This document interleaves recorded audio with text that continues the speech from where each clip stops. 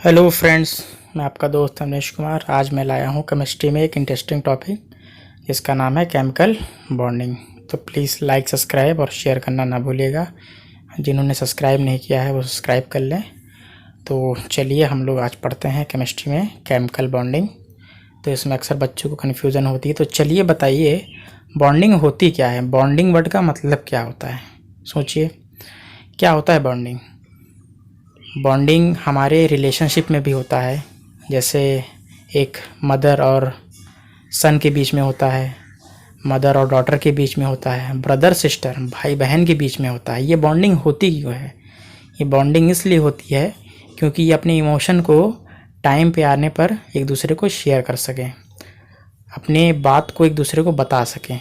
तो ठीक इसी प्रकार जो है, इसी तरह हमारे केमिस्ट्री में भी होता है। वो अपने इलेक्ट्रॉन को क्या करते हैं, शेयर करते हैं, डोनेट करते हैं, लूज़ करते हैं। ये तीनों चीज़ मेनली ये काम करते हैं टाइम आने पर। और क्यों करते हैं? ताकि अपने आप को ये स्टेबल कर सके। हम इंसान भी इसीलिए अपने इमोशन को शेयर करते हैं ताकि हम स्टेबल हो सकें। केमिकल बॉन्डिंग देखिए क्या होती है, डेफिनेशन देखिए क्या होती है। Chemical bond is defined as the force of attraction between any two atom. यानी कि दो एटम के बीच में ये एक तरह का क्या है, फोर्स ऑफ अट्रैक्शन है। ये फोर्स ऑफ अट्रैक्शन इसलिए लगता है ताकि वो अपने आप को स्टेबल कर सकें, ठीक है। यानी मॉलिक्यूल जो है स्टेबिलिटी को मेंटेन कर सके। इसी को क्या कहते हैं, केमिकल बॉन्डिंग कहते हैं। तो आप प्लीज़ वीडियो पूरी देखिएगा, स्किप मत करिएगा, ठीक है। तो आपको वीडियो तभी समझ में पूरी अच्छी तरीके से आएगी। जो है मैंने काफ़ी मेहनत से वीडियो बनाई है आप लोग के लिए। तो प्लीज़ एक लाइक तो और सब्सक्राइब जरूर कर दीजिएगा। जो है तो ये एटम जो हैं आखिर केमिकल बॉन्डिंग करते क्यों हैं? इसलिए करते हैं क्योंकि अपने आप को ये स्टेबल करना चाहते हैं। स्टेबल कैसे करेंगे? इनके आउटर मोस्ट शेल में जो है 8 इलेक्ट्रॉन होना ज़रूरी है, तभी इनका ऑक्टेट वर्ड का मतलब होता है 8। तो ये अपना ऑक्टेट तभी जो है फुल कर पाएंगे। तो they want a full outer shell of electron. इसलिए ये अपने आप को जो है स्टेबल करने के लिए इलेक्ट्रॉन की शेयरिंग करते हैं। चाहे वो लूज़ करें, चाहे वो गेन करें, चाहे वो शेयर करें, किसी भी तरह का जो है शेयरिंग, गेनिंग या लूज़ करके जो है एक दूसरे को अपने आप को स्टेबल करते हैं ये, ठीक है। कम से कम इनको जो है 8 इलेक्ट्रॉन कंप्लीट करना होता है अपने आउटर मोस्ट शेल में। यानी वैलेंस इलेक्ट्रॉन को जो है इनको जो है गेन करना होता है, तभी ये स्टेबिलिटी को गेन कर पाएंगे, जो है मेंटेन कर पाएंगे। देखिए टाइप्स ऑफ केमिकल बॉन्डिंग, 3 तरह के हमारे केमिकल बॉन्डिंग होती है मेनली जो हम पढ़ते हैं। आयनिक बॉन्ड, जिसको हिंदी में कहते हैं विद्युत संयोजी या आयनिक बंध। दूसरा है कोवेलेंट बॉन्ड, जिसको सहसंयोजक आबंध कहते हैं। और तीसरा आखिरी हमारा कोऑर्डिनेट बॉन्ड। तो ये 3 तरह के हमारे बॉन्ड केमिस्ट्री में होते हैं। तो चलिए देखते हैं आयनिक बॉन्ड क्या होता है। तो नाम से पता चल रहा, आयन एक कैटायन होता है, एक एनायन होता है। तो इससे कुछ रिलेटेड है इसमें बात। तो देखिए ionic bond is formed when valence electron are transferred from one atom to other atom to complete the outer electron shell. तो इसका मतलब ये है कि आयनिक बॉन्ड तब बनता है जब वैलेंस इलेक्ट्रॉन जो है, ये वैलेंस इलेक्ट्रॉन का मतलब या तो इलेक्ट्रॉन ज़्यादा होगा या तो कम होगा। तो जिसके पास ज़्यादा होगा वो अपना एक इलेक्ट्रॉन कम वाले को शेयर कर देगा जो है, और वो उसके बाद स्टेबल हो जाएंगे दोनों। एक्स्ट्रा है तो शेयर कर देगा, और जिसके पास कमी है वो उसको एक्सेप्ट कर लेगा। तो ये 2 आयंस के बीच में होता है। तो पहला बात याद रखिएगा कि ये मेटल और नॉन मेटल के बीच में बनता है, और ये शेयरिंग ऑफ या ट्रांसफ़र ऑफ इलेक्ट्रॉन के द्वारा होता है। तो जैसे सोडियम का एटॉमिक नंबर होता है 11, तो कॉन्फ़िगरेशन होगा इसका 2,8,1। तो एक इलेक्ट्रॉन इसका ज़्यादा है तो एक कैटायन हो गया। और क्लोरीन का 17 होता है तो 2,8,7 बना, तो एक इलेक्ट्रॉन इसका कम है। तो सोडियम क्या करेगा, अपना एक इलेक्ट्रॉन इसे शेयर कर देगा, दे देगा। यानी कैटायन से एनायन यहाँ पर ट्रांसफ़र होगा इलेक्ट्रॉन।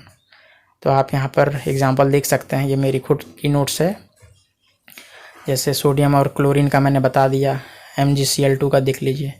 मैग्नीशियम जो है 12 होता है इसका एटॉमिक नंबर, तो इसके लास्ट वैलेंस इलेक्ट्रॉन में 2 इलेक्ट्रॉन आएंगे। क्लोरीन का 17 होता है, तो इसकी एक की कमी होगी क्लोरीन में, तो मैग्नीशियम अपना एक इलेक्ट्रॉन जो है क्लोरीन को दे देगा और दूसरा इलेक्ट्रॉन दूसरे क्लोरीन को दे देगा। फिर उसके बाद ऑक्टेट स्टेबल हो जाएगा जो है। इस तरह CaO का है यानी क्विक लाइम कैल्शियम ऑक्साइड का है। तो कैल्शियम अपना एक इलेक्ट्रॉन के साथ साथ दूसरा इलेक्ट्रॉन जो है, दोनों इलेक्ट्रॉन जो है अपना ऑक्सीजन को दे देगा, क्योंकि कैल्शियम का होता है लास्ट में 2 इलेक्ट्रॉन एक्स्ट्रा होता है और ऑक्सीजन में 2 की कमी होती है। तो सिंपल एक जो है कैटायन एनायन को अपना इलेक्ट्रॉन क्या करेगा, दे देगा। यहाँ पर जो है आयन वर्ड का मतलब यही है यहाँ पर कि कैटायन अपना आयन को क्या करता है, इलेक्ट्रॉन दे देता है। प्रॉपर्टी चलिए देखते हैं इसकी क्या है। प्रॉपर्टी ये है कि गुड कंडक्टर ऑफ इलेक्ट्रिसिटी है इन लिक्विड स्टेट। दूसरा है bad conductor of electricity in solid form. Soluble in water होते हैं ये। लो आयोनाइजेशन एनर्जी होती है इनकी। हाई इलेक्ट्रॉन एफिनिटी होती है। और सबसे पहला point, ionic bond have high melting point and boiling point. ये 5 पॉइंट आप याद रखिएगा। यानी कि good conductor of electricity in liquid form का मतलब ये है, यानी सॉल्ट को जब हम वाटर के साथ मिला देते हैं तभी इसमें कंडक्टिविटी आ जाती है, करंट इसमें पास हो सकता है। लेकिन ये सॉलिड फॉर्म में होता है। सॉलिड फॉर्म में नमक जानते, जैसे गांव वगैरह में नमक इस्तेमाल करते थे हम लोग, तो वो सॉलिड फॉर्म में होता था, तो उसमें करंट पास नहीं होता है, जो है बैड कंडक्टर ऑफ इलेक्ट्रिसिटी होता है। इस चीज़ को ध्यान रखिएगा। सेकेंड हमारा आता है कोवैलेंट बॉन्ड यानी सह संयोजक आबंध। ये क्या होता है, bond formed y equal sharing of electron. इस चीज़ को याद रखिएगा, ये सिंपल डेफिनेशन है, ठीक है। इसमें देखिए 1 पेयर ऑफ इलेक्ट्रॉन को कहा जाता है सिंगल कोवैलेंट बॉन्ड, यानी 1 पेयर, पेयर का मतलब होता है जोड़ा जिसमें 2 चीज़ हो, ठीक है। तो इसमें एक सिंगल कोवैलेंट बॉन्ड में याद रखिएगा 2 इलेक्ट्रॉन होते हैं, ठीक है। तो डबल कोवैलेंट बॉन्ड में कितने इलेक्ट्रॉन होंगे, 4 हो जाएंगे। ट्रिपल में कितने होंगे, 6 हो जाएंगे, जो है, ठीक है। तो इस तरह आप याद रखिएगा, जो है, यानी कि bond formed by the sharing of a pair of electron, ठीक है, बिटवीन 2 एटम।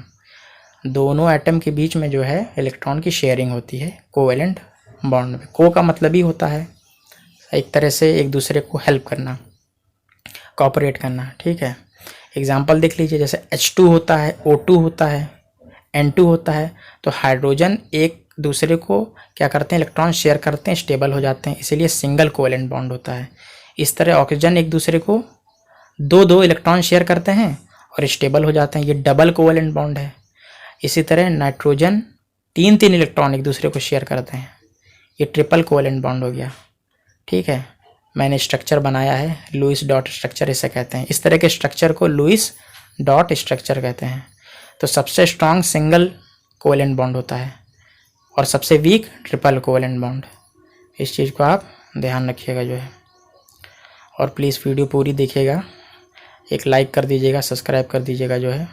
तो ये 3 एग्जाम्पल मैंने सिंगल, डबल और ट्रिपल कोवैलेंट बॉन्ड का बता दिया है आपको, जो है।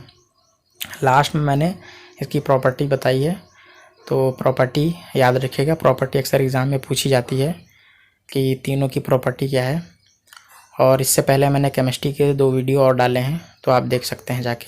3 वीडियो डाले हैं, एटॉमिक नंबर का मैंने डाला है।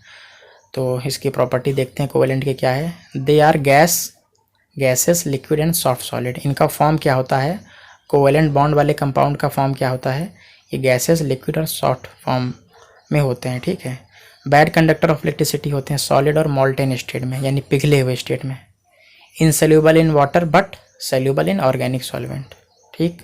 और लास्ट में क्या है, ये वोलेटाइल होते हैं, कब, जब इनका बॉइलिंग पॉइंट और मेल्टिंग पॉइंट क्या हो, लो हो। तो ये प्रॉपर्टी होगी इसकी। थर्ड हमारा आता है कोऑर्डिनेट बॉन्ड, जिसको कहते हैं उपसह संयोजक बंध। इसमें क्या होता है, इसमें एक एटम जो है एक या एक से ज़्यादा लोन पेयर ऑफ इलेक्ट्रॉन को शेयर करता है। लोन पेयर ऑफ इलेक्ट्रॉन का मतलब होता है 2 इलेक्ट्रॉन, एक लोन पेयर में 2 इलेक्ट्रॉन होंगे। इस चीज़ को याद रखिएगा, जो है। कोवैलेंट बॉन्ड और कोऑर्डिनेट बॉन्ड में यही अंतर है। कोवैलेंट बॉन्ड में 2 एटम का आपस में इन्वॉल्वमेंट होता है, दोनों एटम का शेयरिंग होता है इलेक्ट्रॉन का। और कोऑर्डिनेट बॉन्ड में क्या होता है, एक एटम यानी सिंगल एटम जो है अपने इलेक्ट्रॉन को डोनेट कर देता है सामने वाले को, यानी जिसके पास कमी है। इस चीज़ को याद रखिएगा। यानी कि in covalent bond both atom involved, but in coordinate bond only 1 atom is involved, ठीक है। इस चीज़ को आप ध्यान रखिएगा, जो है। दोनों में मेनली यही डिफरेंस है। प्लीज़ लाइक और शेयर करना मत भूलिएगा, सब्सक्राइब कर दीजिएगा, जो है। मैंने लास्ट में इनकी प्रॉपर्टी भी बताई है। तो एग्जांपल देखते हैं। मैंने अमोनियम आयन का जो है एग्जांपल लिया है। अमोनियम में देखिए नाइट्रोजन के पास 5 इलेक्ट्रॉन इसके आउटर मोस्ट शेल में होंगे और हाइड्रोजन आयन एक एक इलेक्ट्रॉन लिए है, एक एक की कमी है। तो नाइट्रोजन अपना 3 इलेक्ट्रॉन जो है तीनों में शेयर कर देगा। 2 इलेक्ट्रॉन फिर भी इसके आउटर मोस्ट शेल में बच जाएंगे जो है नाइट्रोजन के। उसके पास एक आएगा hydrogen ion, H+ ion, right hand side पे आप देख सकते हैं। तो हाइड्रोजन अपना जो इलेक्ट्रॉन है वो एक क्या करेगा, डोनेट कर देगा और उसके पास 2 की कमी हो जाएगी। तब जो है नाइट्रोजन अपना 2 इलेक्ट्रॉन क्या करेगा, lone pair of electron hydrogen को देगा और स्टेबल हो जाएगा। यानी कि ये कंपाउंड हमारा अमोनियम आयन का क्या हो जाएगा, स्टेबल हो जाएगा। इस चीज़ को आप ध्यान रखिएगा। एरो से डिनोट ये होता है यानी कि कौन किसको दे रहा है। तो नाइट्रोजन जो है हाइड्रोजन को दे रहा है, यानी डोनर टू एक्सेप्टर, ये एरो हमेशा डिनोट होता है। इस चीज़ को आप ध्यान रखिएगा जो है। लास्ट में प्रॉपर्टी क्या है, ये गैसियस, लिक्विड और सॉलिड फॉर्म में एग्जिस्ट करता है। मेल्टिंग बॉइलिंग पॉइंट हायर होता है इसका। और ये पोलर सॉल्वेंट में, यानी जैसे वाटर हमारा पोलर सॉल्वेंट है, इसमें सोल्यूबल होता है और non soluble in organic solvent. तो प्लीज़ वीडियो कैसे लगी आप प्लीज़ कमेंट करिएगा जो है। मैं सिंपल से सिंपल इसीलिए लैंग्वेज में वीडियो को बनाता हूँ ताकि आप लोगों को समझ में आए। तो प्लीज़ शेयर कीजिएगा, लाइक कीजिएगा, सब्सक्राइब कीजिएगा और प्लीज़ कमेंट करना ना भूलिएगा। Thanks for watching friends.